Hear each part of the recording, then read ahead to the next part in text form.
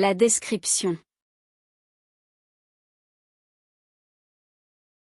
Comment rédiger une description d'un paysage qui ne lasse pas vos lecteurs? C'est parti pour tout plein de conseils et d'astuces.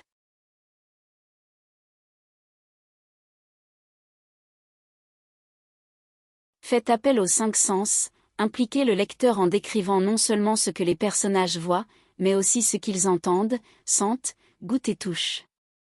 N'hésitez pas à faire appel aux 5 sens pour rendre votre description plus vivante et immersive. Décrivez les odeurs, les sons, les sensations tactiles, brises légères sur la peau, le goût de l'air, en plus de l'aspect visuel. Il est important d'utiliser tous les sens pour créer une description plus immersive et vivante dans votre écriture. Lorsque vous décrivez une scène ou un événement, il est courant de se concentrer uniquement sur les aspects visuels. Cependant, en faisant appel aux 5 sens, la vue, l'ouïe, l'odorat, le goût et le toucher, vous pouvez rendre votre description plus réaliste et captivante pour le lecteur. Par exemple, au lieu de décrire uniquement ce que les personnages voient, vous pouvez également décrire ce qu'ils entendent, comme le chant des oiseaux, le bruit du vent ou une conversation au loin. Vous pouvez également décrire les odeurs présentes dans la scène, comme l'odeur de la pluie, des fleurs ou de la nourriture. N'hésitez pas à décrire les sensations tactiles, telles qu'une brise légère caressant la peau ou la rugosité d'un objet. Enfin, vous pouvez également décrire le goût de l'air, par exemple s'il est salé près de la mer ou frais et sucré dans un jardin fleuri. En utilisant tous les sens, vous pouvez donc rendre votre écriture plus immersive et permettre au lecteur de s'immerger davantage dans l'histoire.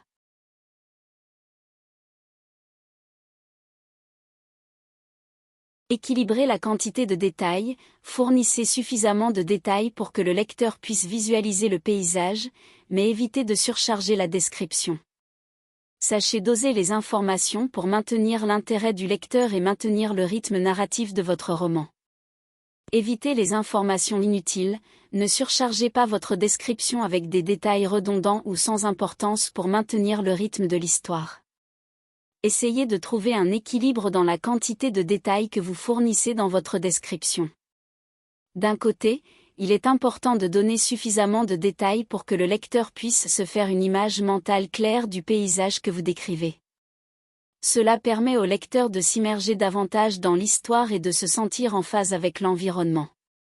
D'un autre côté, il est également crucial de ne pas surcharger la description avec des informations superflues ou inutiles. Trop de détails peuvent distraire le lecteur et ralentir le rythme de l'histoire. Il est donc important de doser les informations et de se concentrer sur celles qui sont vraiment essentielles et pertinentes pour l'histoire. En suivant ce conseil, vous pouvez maintenir l'intérêt du lecteur tout en maintenant un rythme narratif fluide et captivant.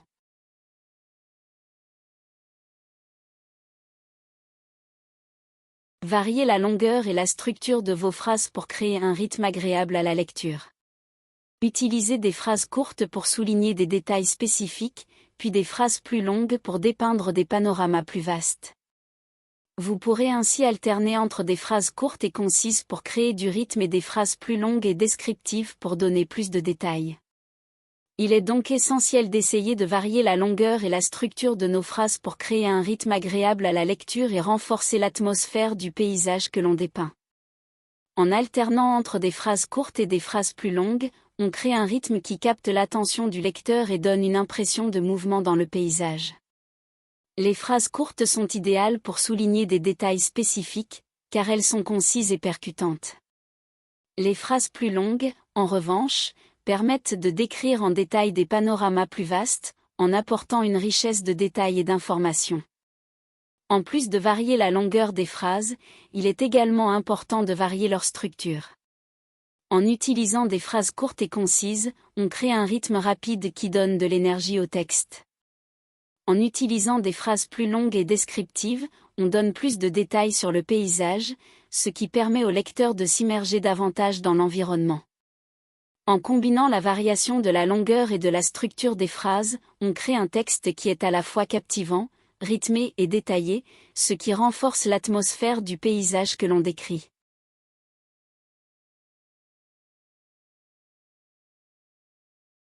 Intégrer les émotions des personnages, faites en sorte que les descriptions du paysage reflètent les émotions des personnages. Par exemple, si un personnage est triste, décrivez un ciel gris et pluvieux. Reliez la description du paysage aux émotions et à l'état d'esprit des personnages.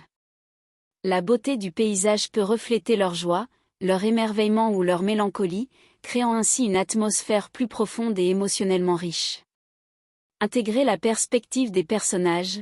Si vos personnages observent ce paysage, utilisez leur point de vue pour ajouter de la profondeur à la description.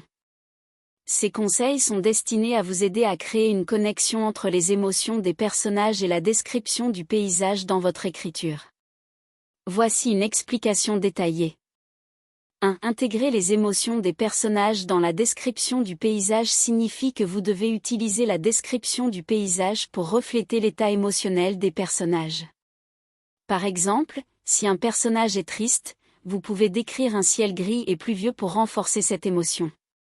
De cette façon, la description du paysage devient un outil pour transmettre les émotions des personnages. 2. Relier la description du paysage aux émotions et à l'état d'esprit des personnages permet de créer une atmosphère plus profonde et émotionnellement riche.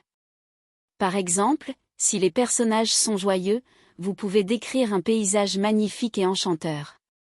Si les personnages sont mélancoliques, vous pouvez décrire un paysage mélancolique et nostalgique. Cette approche ajoute de la dimension émotionnelle à votre écriture.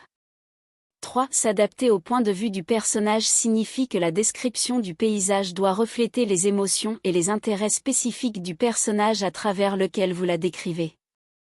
Par exemple, si votre personnage est un artiste passionné par les couleurs, vous pouvez décrire la palette de couleurs vives et nuancées du paysage. Ou si votre personnage est fasciné par la nature, vous pouvez décrire les détails floraux ou les sons de la faune. Cette approche aide à rendre la description plus authentique et alignée avec la perspective du personnage.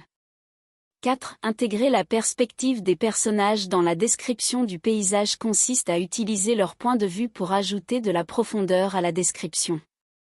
Vous pouvez décrire comment ils ressentent le paysage et comment il pourrait influencer leurs émotions. Par exemple, si un personnage se sent apaisé par la vue d'un coucher de soleil, vous pouvez décrire les couleurs chaudes et relaxantes qui l'enveloppent.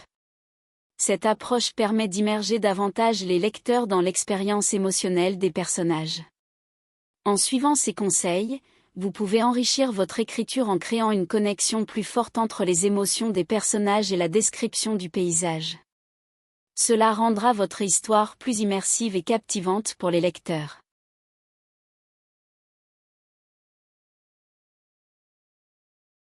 Faites ressortir l'atmosphère. La description d'un paysage peut également contribuer à créer une ambiance particulière. Pensez à l'effet émotionnel que vous souhaitez transmettre au lecteur et choisissez des mots et des images qui correspondent à cette ambiance, par exemple, un paysage paisible et serein ou un paysage inhospitalier et hostile. Lorsque vous décrivez un paysage, choisissez des mots et des images qui contribuent à créer cette ambiance particulière. Par exemple, si vous voulez transmettre une atmosphère paisible et sereine, utilisez des mots tels que calme, tranquille, doux. Si vous voulez transmettre une ambiance inhospitalière et hostile, utilisez des mots tels que sombre, menaçant, hostile. Montrez plutôt que dire, au lieu de simplement décrire le paysage, laissez vos personnages interagir avec lui pour permettre aux lecteurs de le découvrir par eux-mêmes. Permettez aux lecteurs de découvrir le paysage par eux-mêmes à travers les actions et les perceptions des personnages.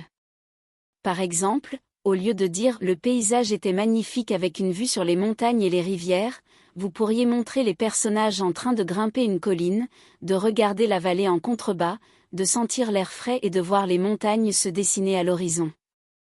Cela permet aux lecteurs de s'immerger davantage dans le paysage et de le visualiser par eux-mêmes.